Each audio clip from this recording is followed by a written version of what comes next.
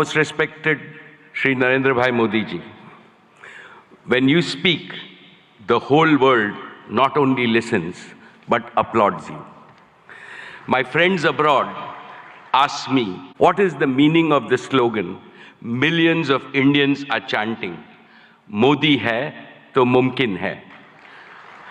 I tell them, it means India's Prime Minister makes the impossible possible with his vision, determination and execution. They agree and they also say, Modi hai तो मुमकिन है। दोस्तों अभी गुजरात में vibrant Gujarat global summit चल रहा है, जिसमें ग्लोबली कई लीडर गुजरात पहुंचे हैं, जिसमें अडानी ग्रुप के द्वारा एक बिग अनाउंसमेंट भी किया गया है। यहाँ पर आप ये आर्टिकल देख सकते हैं, Adani group to invest 2 lakh crore in Gujarat, this is the big amount for Gujarat. एक सिंगल कंपनी के द्वारा किसी राज्य के लिए, किसी एक राज्य के लिए इतना बड़ा अमाउंट पहली बार अनाउंस हुआ है, 2 lakh crore. It is the huge amount. इसके अलावा मुकेश अंबानी के द्वारा भी 10 साल का प्लान तैयार किया गया है गुजरात के लिए। तो इस वीडियो में हम डिटेल में इसके बारे में जानेंगे। साथ ही आपके मन में जो सवाल उठ रहा है कि गुजरात ही क्यों, हर चीज गुजरात में क्यों, इसका भी मैं आपको रीजन दूंगा कि गुजरात ही क्यों। नमस्ते and welcome you all world affair, मैं विकास।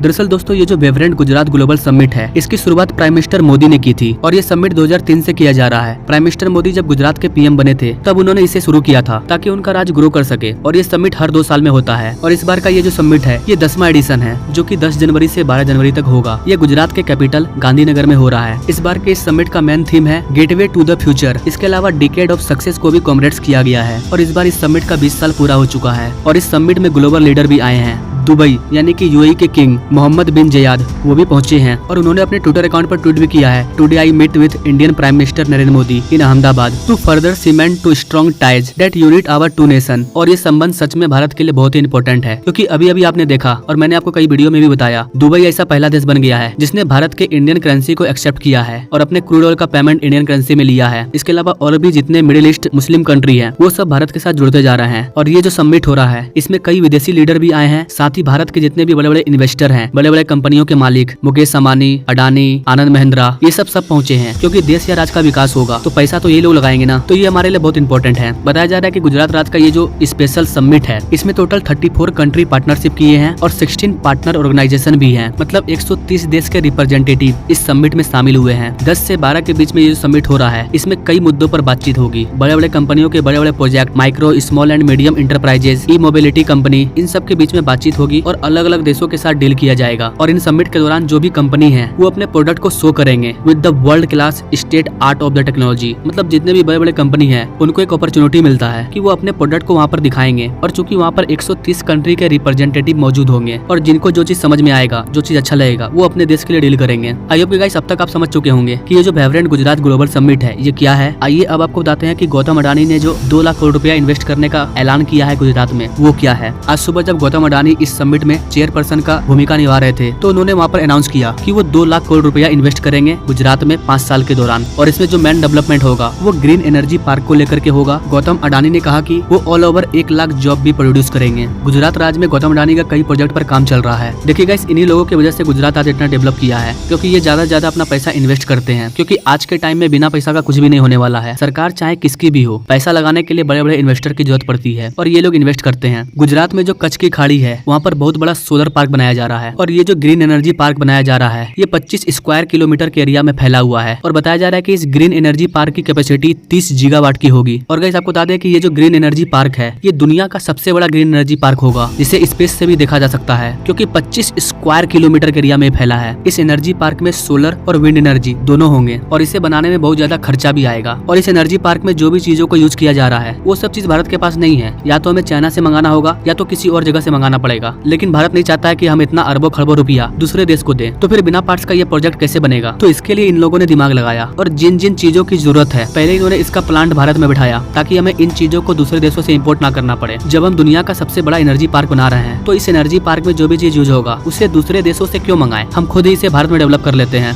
रन ऑफ कच्छ जहाँ पर इस एनर्जी पार्क को बनाया जा रहा है उससे 150 किलोमीटर की दूरी पर एक मुद्रा पोर्ट है। आप इस मैप में देख सकते हैं। इस पोर्ट के पास एक फैक्ट्री बिठाया गया है और जो भी चीज इस एनर्जी एनर्जी पार्क में यूज होगा उसको यहीं पर बनाया जा रहा है। इसके अलावा गौतम अडानी ने कहा इसके पहले वाले गुजरात वेवरेंट में उन्होंने 55,000 करोड़ रुपया इन्वेस्टमेंट करने का ऐलान किया था। उसके बारे में उन्होंने कहा कि हमने 55,000 करोड़ में से ऑलरेडी 50,000 करोड़ इन्वेस्ट कर दिया है वेरियस प्रोजेक्ट के माध्यम से। इसके अलावा उन्होंने भारत के इकोनॉमी के बारे में बताया कि 2014 के बाद से हमारी जो जीडीपी है वो काफी ज्यादा ग्रो कर रही है। भारत का जो पर कैपिटा इनकम है वो 2014 के कंपेयर में 165 यानी कि 165% ग्रो किया है और जीडीपी 185%। इसके अलावा इस समिट में जब रिलायंस इंडस्ट्री के मालिक मुकेश अंबानी अपना चेयरमैनशिप संभाल रहे थे तो उन्होंने 5 कमिटमेंट किया कि कैसे गुजरात को ग्लोबल लीडर बनाया जाए। मुकेश अंबानी 10 साल के लिए गुजरात के एम को लेकर के चल रहे हैं कि वो क्या क्या डेवलप करेंगे गुजरात में। सबसे पहला चीज मुकेश अंबानी ने बोला कि वो भारत का पहला कार्बन फाइबर फैसिलिटी ये गुजरात में ही डेवलप कर रहे हैं, जो कि एक न्यू मटेरियल है जिसका यूज बहुत सारे चीजों में किया जाता है। दूसरा इन्होंने बताया कि 2030 तक भारत में जितने भी एनर्जी यूज किए जा रहे हैं उसमें से 50% एनर्जी रिन्यूएबल एनर्जी हो, उसके लिए वो काम कर रहे हैं। और इसके लिए इन्होंने धीरू भाई अंबानी ग्रीन एनर्जी जीगा कॉम्प्लेक्स पर काम कर रहे हैं जो कि जामनगर में बनाया जा रहा है, जो 5,000 एकड़ एरिया में फैला हुआ है और इसका प्लान 2019 से चालू है। इसके अलावा उन्होंने रिलायंस रिटेल के बारे में बातचीत किया, फास्टेस्ट 5G रोल आउट के बारे में भी बातचीत किया। इसके बाद गाइस मुकेश अंबानी ने ओलंपिक के बारे में भी बोला कि भारत सरकार 2036 में जो ओलंपिक करवाना चाहती है इंडिया में तो उसका मैनेजमेंट रिलायंस ही संभाल रही है। और फाइनली मुकेश अंबानी ने कहा कि रिलायंस इंडस्ट्री के द्वारा पूरे देश भर में 12 लाख करोड़ रुपया का इन्वेस्टमेंट किया गया है। जी हां गाइस, 12 लाख करोड़ रुपया, जिसमें से 1/3 यानी कि 4 लाख करोड़ रुपया सिर्फ गुजरात में इन्वेस्टमेंट किया हुआ है। और उन्होंने बोला कि आगे आने वाले 10 साल तक वो और भी कई सारे इन्वेस्टमेंट करेंगे गुजरात के अंदर। अब गाइस मैं फाइनली उस सवाल पे आता हूँ जो मैंने शुरू में बोला था कि गुजरात ही क्यों। देखिए गाइस, इसका सिंपल लॉजिक है, इसे आप भी समझ सकते हैं। इसका मेन रीजन है पीएम मोदी। पीएम मोदी गुजरात के सीएम बने, उन्होंने गुजरात को डेवलप किया और लगातार गुजरात में 3 बार जीते और चौथे बार में देश के प्रधानमंत्री बन गए। अब मान लीजिए कि अगर योगी आदित्यनाथ कभी देश के पीएम बनते हैं तो वो पूरे देश का विकास करेंगे, लेकिन सबसे ज्यादा विकास वो यूपी का करेंगे क्योंकि वो यूपी से आए हैं। ठीक उसी तरह पीएम मोदी गुजरात से हैं और गुजरात में ये जो वेवरेंट प्रोग्राम चल रहा है ये इन्होंने पीएम बनने के बाद नहीं किया है, जब वो सीएम बने थे 2003-4 में, उसी टाइम से ये स्टार्ट है जो कि अब तक चलते आ रहा है। तो यहाँ पर मेन मुद्दा ये है कि ये हर राज्य के सीएम पे डिपेंड करता है कि वो अपने राज्य को कैसे ग्रो करवाएगा। जैसे कि योगी आदित्यनाथ अपने राज्य को आगे बढ़ाने के लिए बहुत सारी चीजें कर रहे हैं, तो यूपी भी अब आगे ग्रो कर रहा है। झारखंड, बिहार, कोलकाता, इन सब में जो सरकार है वो कुछ नहीं कर रही है लेकिन उस लेवल पे नहीं कर रही है कि उनका राज्य पूरे भारत में नंबर 1 में कुछ हो, ऐसा कुछ नहीं कर रही है। और गुजरात में देख लीजिए, दुनिया का सबसे बड़ा स्टेडियम गुजरात में, दुनिया का सबसे बड़ा स्टेचू गुजरात में। तो ये सारा चीज डिपेंड करता है उस स्टेट की सरकार पर कि वो किस कदर अपने राज्य को आगे बढ़ाना चाहती है। अगर वो ईमानदार नहीं होगी तो कुछ नहीं होने वाला है। जैसे कि झारखंड सरकार, बिहार सरकार, करोड़ों रुपये का पुल हवा में उड़ जाता है। तो सारा चीज आप पर डिपेंड करता है कि आप कौन सी सरकार को लाते हो। अगर एक ईमानदार सरकार आएगी तो आपका राज ग्रो करेगा। आई होप गाइस आप इन सारी चीजों को समझ पाए होंगे। अगर अभी आपका कोई सवाल है तो आप हमें कमेंट कर सकते हैं, उसका मैं रिप्लाई करूंगा या उस पर मैं अलग वीडियो ला दूंगा। Now thank you for watching. मिलते हैं अगले वीडियो में नई जानकारी के साथ, तब तक के लिए जय हिंद।